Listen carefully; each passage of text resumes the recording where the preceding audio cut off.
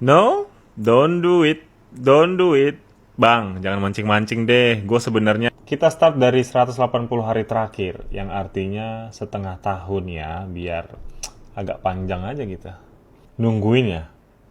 Nah ini pakai kalau data ya guys. Kalian bisa cek link bio aku kalau mau daftar pakai kalau data. Ini 6 bulan terakhir omsetnya. Gede sih sebenarnya. Tapi kalau kalian tahu omset dia tahun lalu di Januari sampai Juni, ini nggak ada apa-apanya guys.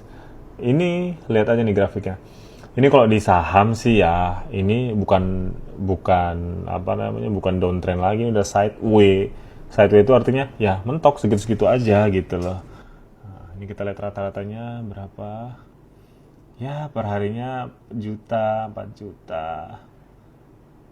Nah paling gede ya 190 juta segala macam. Sedih sih kalau misalkan kita biasanya dapat sebulan 50M, 60M. Tapi ini 9M dalam 6 bulan. Ya gimana nggak tantrum ya kan? Ya pantas saja sih segala cara dilakukan. Mencoba masuk ke DPR untuk audiensi, mencoba melaporkan sana-sini. Ternyata ini alasannya. Udah kepepet banget bosku. Biasanya dapat puluhan M, biasanya dapat 50, 60M, 70M dalam 1 bulan. Sekarang aduh.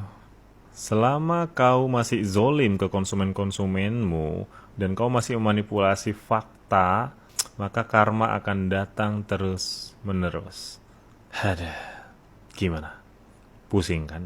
Review yang dilakukan oleh dokter detektif ini seharusnya memang tidak boleh dilakukan. Ya, yang harus dilakukan harusnya BPOM. Tapi kalau memang ada yang dicurigai, ya laporkan saja ke BPOM. Mas Koy, itu kok statementnya kalau gua denger kok agak kayak nggak netral gitu ya. Ini gua loh, nggak tahu deh netizen yang lain kayak gimana dengernya ya. Karena di situ Mas Koy bilang review yang dilakuin sama Doktif itu memang nggak boleh dilakuin.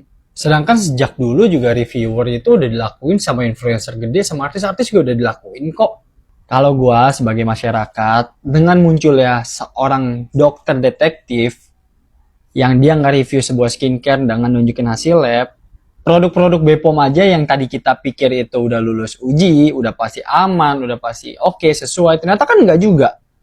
Baru ketahuan setelah di review sama dia. Kalau review itu nggak dilakuin ya, menurut gua nih, sampai hari ini juga mereka itu pasti masih pada jual itu skincare abal-abal, underrated standar atau enggak juga nggak sesuai sama klaim yang dikasih sama mereka sebagai penjual.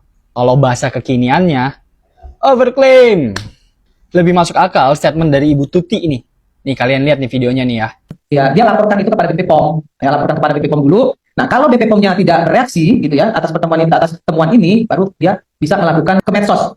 Karena memang terus terang saja di Indonesia ini, kalau nggak dilempar ke medsos, nggak ditindaklanjuti. Banyak kasus terjadi seperti itu. Tuh, kalau BPOM nggak bertindak, ya share ke sosmed. Ibu Tuti aja paham. No viral, no urus. Jadi menurut gue sih harusnya tuh nggak perlu ada larangan buat nggak boleh nge-review ya. Kalau emang barangnya bagus mah bagus aja. Customer juga tahu kali mana orang gila yang asal-asalan mau ngejatuhin brand orang sama yang bener-bener mau edukasi buat netizen. Begini, banyak distributor mereka itu tidak paham bahwa mereka itu dibodohi. Ya, dari produk iya dari pabriknya ini. Mereka tidak tahu bahwa kandungan ini berbahaya. Ketika kemudian sudah tersebar, bahkan ada ini juga korban juga pernah jadi distributor. Dia sudah stok banyak ini barang-barang, kemudian ternyata banyak komplain dari konsumen. Muka merah, ya kemudian menghitam, flek hitam dan lain sebagainya. Bahkan ada satu korban yang juga datang ke sini ini, dia itu sampai diperiksa oleh dokter kandungan, itu ada pengaruh merkuri pemakaian sehingga dia tidak bisa hamil.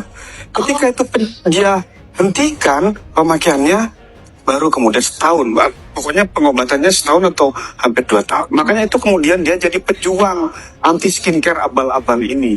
Dia menghimpun semua korban.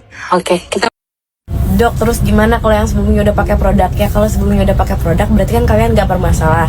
Nih aku mau nantangin nih sama orang-orang yang lagi viralin si produk di TikTok, mukanya jadi A, jadi B, jadi C. Nah aku mau tantangin. Jadi nanti kalau misalkan besok ada yang beli, terus udah gitu, tapi belinya yang asli ya, jangan yang dioplos ya. Terus udah kayak gitu, kalian memang ada keluhan dan syaratnya bukan pemakaian krim abal-abal sebelumnya. Kalian ada keluhan pas beli, aku garansi langsung 30 juta. Kamu langsung laporin aku ke polisi, kamu langsung laporin aku ke BPOM, kamu langsung laporin aku ke mana, presiden, boleh ya. Biar kalian tahu ya, bener apa enggak tuh yang beredar di TikTok nih. Bahkan aku tantangin buat kalian yang merasa bermasalah wajahnya gara-gara pakai si Glavitsia.